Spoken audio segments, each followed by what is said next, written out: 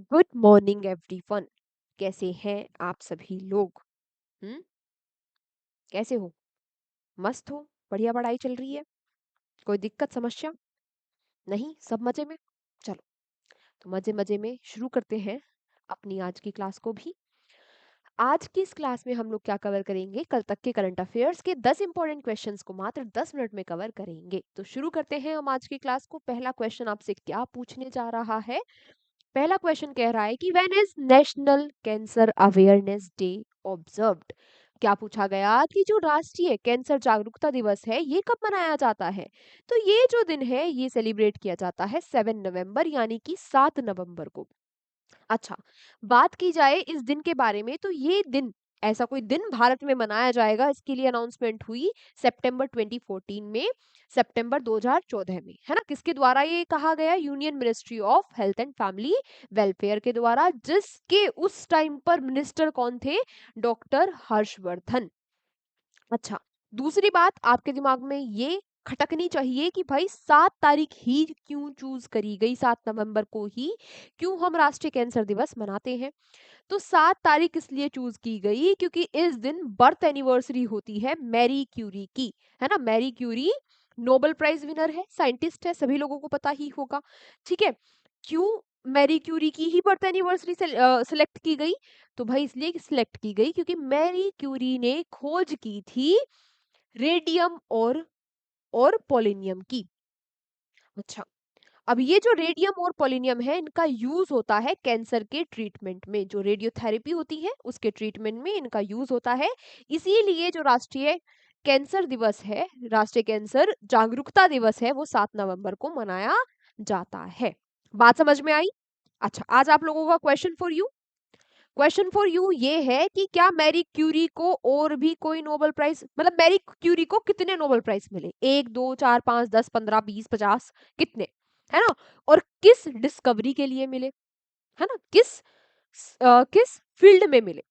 ठीक है, ये बात आप मुझे कमेंट बॉक्स में बता देना। बात समझ में आई? ठीक है, चलो। तो समझ रहे हो ना कि कैसे ये क्वेश्चंस पूरे इंटर रिलेटेड होते हैं, और जरूरी ही नहीं है कि आपसे सिर्फ डायरेक्टली क्वेश्चन पूछ ले कि भाई कैंसर जागरूकता दिवस कब मनाते हैं, है ना? जरूरी नहीं है कि सिर्फ यही बात पूछे। आपसे जितनी भी मैंने ये बातें पढ़ाई इसमें से कुछ भी पूछा जा सकता है। इसी के साथ अगला क्वेश्चन पूछा गया कि who has been recently appointed as the director of DRDL Hyderabad, of DRDO। DRDO का ही पार्ट है, लेबोरेटरी है DRDL। आपसे पूछ रहा है कि ये जो DRDL हैदराबाद है इसके डायरेक्टर किसको नियुक्त किया गया है?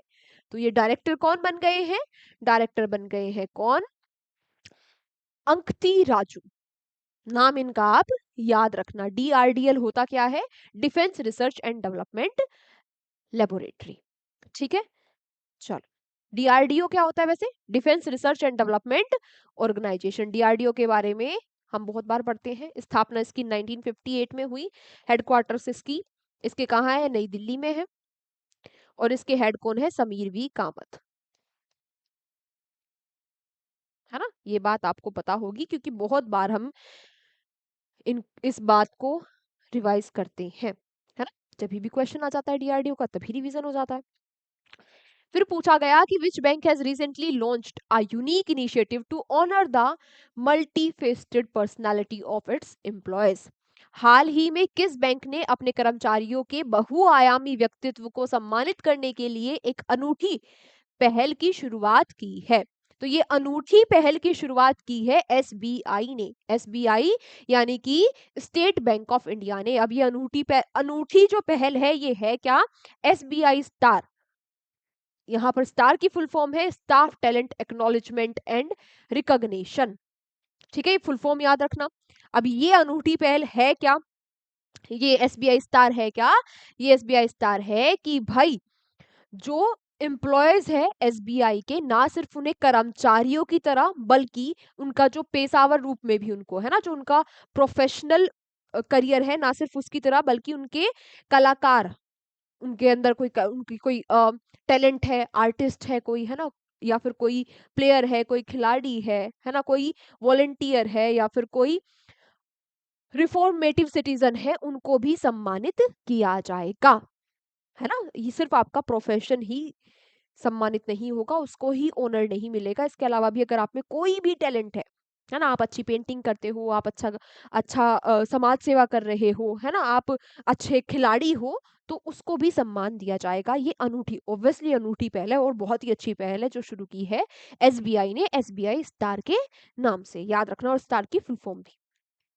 फिर पूछा गया कि recently who achieved first place in the 2025 international cooperative alliance ICA ranking. हाल ही में 2025 अंतर्राष्ट्रीय सहकारी गठबंधन रैंकिंग में किसने पहला स्थान हासिल किया है?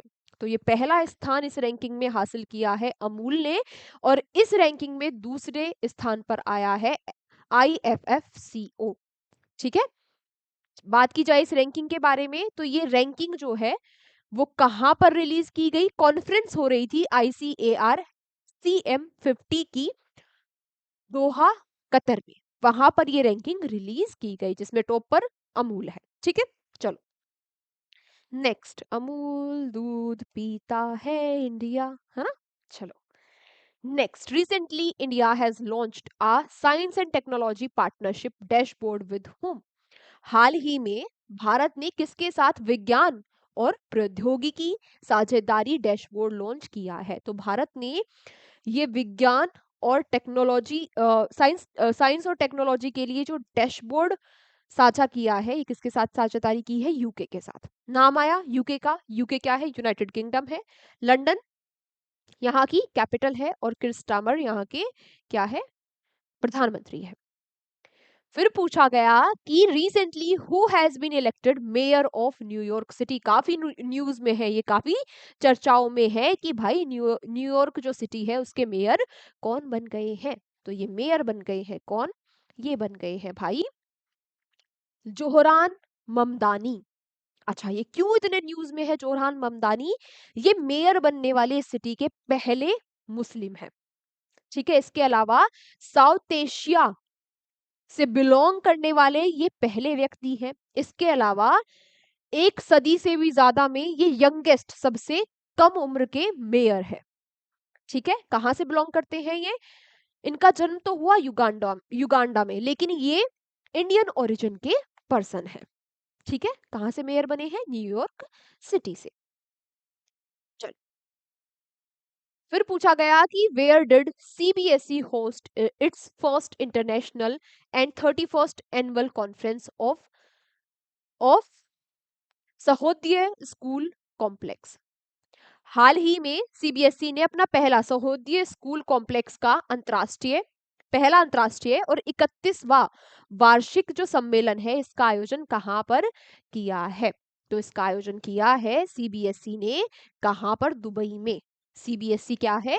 Central board of secondary education, यानी कि केंद्रीय माध्यमिक शिक्षा बोर्ड। दुबई में इन्होंने अपना ये इवेंट जो है इसका आयोजन किया है 4 से 5 नवंबर को। थीम क्या है? थीम भी याद रखना, rooted in wisdom rising with vision, है ना।